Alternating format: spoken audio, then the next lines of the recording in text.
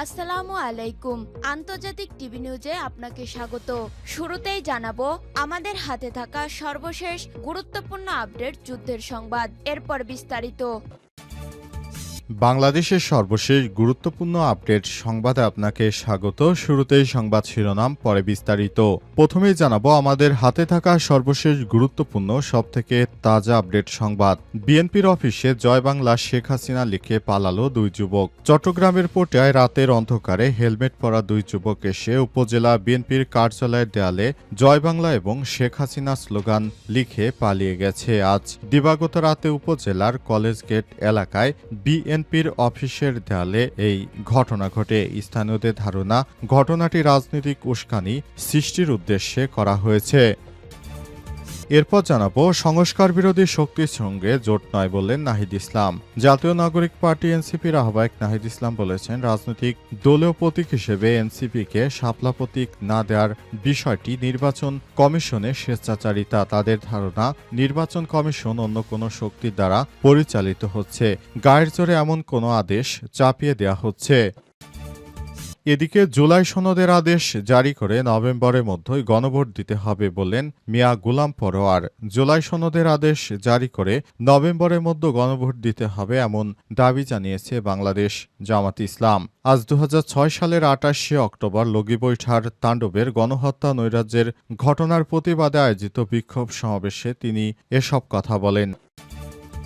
জানাবো জাতীয় সংসদ নির্বাচনের আগে গণভোটের সুযোগ নেই বললেন আমির খসরু। ত্রয়োদশ জাতীয় সংসদ নির্বাচনের আগে গণভোটের কোনো সুযোগ নেই বলে মন্তব্য করেছেন বিএনপির স্থায়ী কমিটির সদস্য আমির খসরু মাহমুদ চৌধুরী। আজ রাজধানীর গুলশানে বিএনপির চেয়ারপারসনের রাজনৈতিক কার্যালয়ে দলটির মহাসচিব মির্জা ফখরুল ইসলাম আলমগীরের সঙ্গে সৌজন্য সাক্ষাৎ করেন ঢাকায় নিযুক্ত ব্রিটিশ হাইকমিশনার সারা কুক।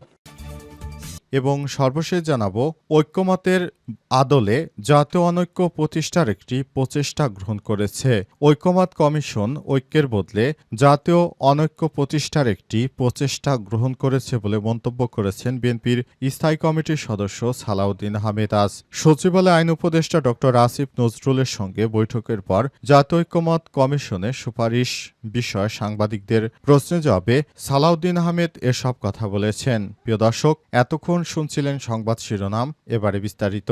তবে তার আগে বন্ধুরা অনুরোধ থাকবে এই সংবাদটিতে একটি লাইক দিন। এই চ্যানেলে আপনি নতুন হয়ে থাকলে আমাদের সংবাদটি দেখতে দেখতে চ্যানেলটি সাবস্ক্রাইব করে রাখুন। কমেন্ট করে বন্ধুরা আপনার মূল্যবান মতামত জানিয়ে দিন আপনি বিশ্বের কোন দেশ থেকে বা বাংলাদেশের কোন স্থান থেকে আমাদের সংবাদটি দেখছেন এবং শুনছেন। আর বন্ধুরা, সংবাদটি আপনার সোশ্যাল মিডিয়া ফেসবুকে শেয়ার করে বন্ধুদেরও দেখার সুযোগ করে দিন। এবারে বিস্তারিত। বিএনপির অফিসে জয় বাংলা শেখ হাসিনা লিখে পালালো দুই যুবক। চট্টগ্রামের পটিয়ায় রাতের অন্ধকারে হেলমেট পরা দুই যুবক এসে উপজেলা বিএনপির কার্যালয়ে দেয়ালে জয় বাংলা এবং শেখ হাসিনা স্লোগান লিখে পালিয়ে গেছে। সোমবার ২৭ অক্টোবর দিবাগত রাতে উপজেলার কলেজ গেট এলাকায় বিএনপির অফিসের দেয়ালে এই ঘটনা ঘটে। স্থানীয়রা জানিয়েছে ঘটনাটি রাজনৈতিক উস্কানিমূলক উদ্দেশ্যে করা হয়েছে। সামাজিক যোগাযোগ মাধ্যম ফেসবুকে ছড়িয়ে পড়া ভিডিওতে দেখা যায় মোটরসাইকেল করে দুই যুবক এসে দ্রুত গতিতে অফিসের দেয়ালে লেখালেখি করে আবার চলে যায়। তাদের দুজনেরই মুখ হেলমেটে ঢাকা ছিল, ফলে কাউকে শনাক্ত করা সম্ভব হয়নি। পটিয়া পৌরসভা যুবদল নেতা হাবিবুর রহমান রিপন জানান, হেলমেট পরে দুই যুবক বিএনপির কার্যালয়ের সিঁড়ির দেয়ালসহ কয়েকজন নেতার বাসভবনের দেয়ালে জয় বাংলা লিখে শেখ হাসিনা লিখে পালিয়ে গেছে। হেলমেট পরে আসা দুই যুবকের সিসিটিভি ফুটেজ সংগ্রহ করেছে পটিয়া থানার ভারপ্রাপ্ত কর্মকর্তা ওসি মোহাম্মদ নুরুজ্জামান গণমাধ্যমকে বলেছেন, পটিয়া বিএনপির অফিসে জয় বাংলার চিকার খবর পেয়ে দ্রুত পুলিশ পাঠানো হয়েছে। বিএনপির পক্ষ থেকে লিখিত কোনো অভিযোগ দেওয়া হয়নি। এই ঘটনায় বিএনপির পক্ষ থেকে অভিযোগ না জানালেও তলে তলে তারা সবার মধ্যে আলাপ আলোচনা করছে যেন এই বিষয়টি তারা দ্রুততম সময়ের মধ্যে নিষ্পত্তি করতে পারে। কে লিখেছে সে বিষয়টি নিয়ে বিএনপির মধ্যে নানা রকম মতপার্থক্য দেখা দিয়েছে। সংস্কার বিরোধী শক্তির সঙ্গে জোট নয় বললেন নাহিদ ইসলাম।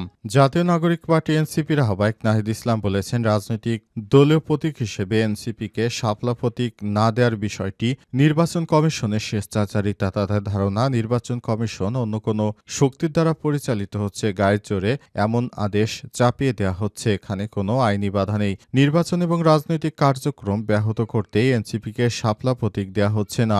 এই প্রতীক না দেওয়া হলে রাজপথে আন্দোলনে নামার হুঁশিয়ারি দিয়েছেন নাহিদ ইসলাম। মঙ্গলবার ২৮ অক্টোবর দুপুরে ১:৩০টার দিকে রাজশাহী পর্যটন মোটেলে এক সংবাদ সম্মেলনে এসব কথা বলেন নাহিদ ইসলাম। এ সময় তিনি আরও বলেছেন, এই ধরনের সংস্কার আমরা মানি না, যেখানে আমাদেরকে শাপলা প্রতীক দেওয়া হচ্ছে না। দলটির মুখ্য সংগঠক উত্তরাঞ্চল সার্জিস আলম, সিনিয়র যুগ্ম সদস্য সচিব নাহিদা সরোয়ার নিভা, সিনিয়র যুগ্ম মুখ্য সমন্বয়ক আব্দুল হান্নান মাসুদ, রাজশাহী বিভাগীয় সাংগঠনিক সম্পাদক ইমরান সহ বিভিন্ন পর্যায়ে নেতৃত্ববৃন্দ। মুখ্য সংগঠক উত্তরাঞ্চল সার্জিস আলম আরও বলেছেন, সাংগঠনিক কাজের অংশ হিসেবে নেতৃত্ব বাছাই ও সাক্ষাৎকার অনুষ্ঠানের অংশ হিসেবে তারা রাজশাহীতে এসেছেন। ইতিমধ্যে দুটি জেলার নেতৃত্ব বাছাইয়ের কাজ শেষ হয়েছে। আগামী বাংলাদেশে এনসিপিকে শক্তভাবে রাজনৈতিক দল হিসেবে বাংলাদেশের মানুষকে পাশে দাঁড়াতে হবে। আওয়ামী লীগ প্রশ্নে এবং ভারতীয় আধিপত্যবাদের বিরুদ্ধে আগামীতে জামাত কিংবা বিএনপি এককভাবে দাঁড়াতে পারবে না বলেও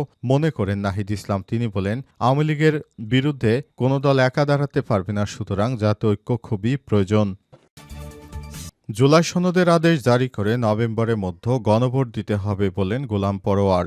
জুলাই সনদের আদেশ জারি করে নভেম্বরের মধ্যেই গণভোট দিতে হবে এমন দাবি জানিয়েছে বাংলাদেশ জামাত ইসলামের সেক্রেটারি জেনারেল মিয়া গোলাম পরোয়ার। আজ মঙ্গলবার ২৮ অক্টোবর ২০০৬ সালের ২৮ অক্টোবর লগি বৈঠার তাণ্ডবে গণহত্যা ও নৈরাজ্যের ঘটনার প্রতিবাদে আয়োজিত বিক্ষোভ সমাবেশে এই দাবি জানান তিনি। মিয়া গোলাম পরোয়ার বলেছেন, ১৮ দফার মধ্যে গণভোট জাতীয় নির্বাচনের আগে করতে হবে এবং সেটা আগামী নভেম্বরেই করতে হবে। কারণ জুলাই জাতীয় যে সনদ তৈরি হচ্ছে, যেখানে বিদ্যমান রাষ্ট্র কাঠামোর পরিবর্তে আনার বিষয়ে আমরা একমত হয়েছি, জাতিকে তো সেটা জানতে হবে।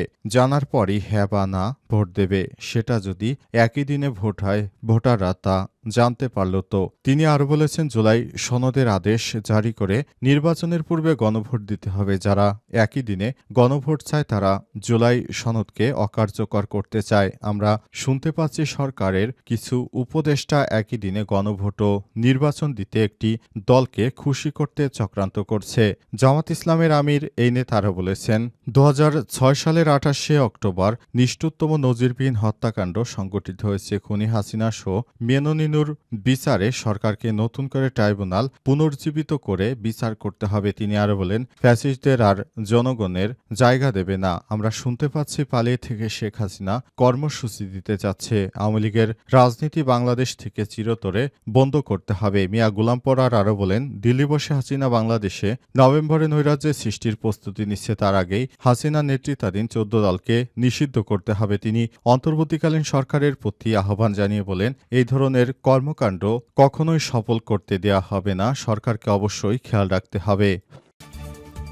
জাতীয় সংসদ নির্বাচনের আগে গণভোটের সুযোগ নেই বললেন আমির খসরু। ত্রয়োদশ জাতীয় সংসদ নির্বাচনের আগে গণভোটের কোনো সুযোগ নেই বলে মন্তব্য করেছেন বিএনপির স্থায়ী কমিটির সদস্য আমির খসরু মাহমুদ চৌধুরী। আজ বিকেলে রাজধানীর গুলশানে বিএনপির চেয়ারপারসনের রাজনৈতিক কার্যালয়ে দলটির মহাসচিব মির্জা ফখরুল ইসলাম আলমগীরের সঙ্গে বৈঠক শেষে সব কথা সাংবাদিকদের বলেন তিনি আরও বলেছেন, নতুন বাংলাদেশ গড়ে তুলতে হলে আমাদের নতুন নির্বাচনে যেতে হবে। নির্বাচনের প্রতিনিধিত্বমূলক বা পিআর পদ্ধতির বিষয়ে আগামী সংসদে সিদ্ধান্ত নেওয়া হবে। এ ব্যাপারে আমাদের যে বক্তব্য হলো সেটি হচ্ছে, আমরা চাই এবারের নির্বাচন হওয়ার পর আগামীতে সবকিছু সংস্কার করা হবে। নির্বাচনের আগে অনির্বাচিত সরকার এই ধরনের সংস্কার কোনোভাবে গ্রহণযোগ্য হতে পারে না। অন্তর্বর্তীকালীন সরকারকে বলতে চাই, তিনি যদি আমাদেরকে ভালোবাসে নতুন বাংলাদেশ গড়ে তুলতে চান, তাহলে আমাদেরকে আরও ভবিষ্যতের দিকে এগিয়ে যেতে হবে। অন্তর্বর্তীকালীন সরকারের প্রধান উপদেষ্টা প্রফেসর ডক্টর মোহাম্মদ ইউনূসের সরকার নতুন বাংলাদেশ গড়ে তুলতে চান, সেজন্য ইতিমধ্যেই তিনি কাজ শুরু করেছেন এবং সে ব্যাপারে আমরা সহায়তা করতে চাই। তবে যে ধরনের প্রতিশ্রুতি আমরা শুনতে পাচ্ছি যে তারা পিআর চায়, এই ধরনের পিআর টিআর এদেশে হবে না। আর গণভোটের জন্য যে সংস্কার করতে হবে সেই সংস্কারের জন্য অবশ্যই নির্বাচিত সরকার হতে হবে। তাছাড়া আমরা এই ধরনের কোনো কিছু করব না বলে মন্তব্য করেছেন বিএনপির এই নেতা।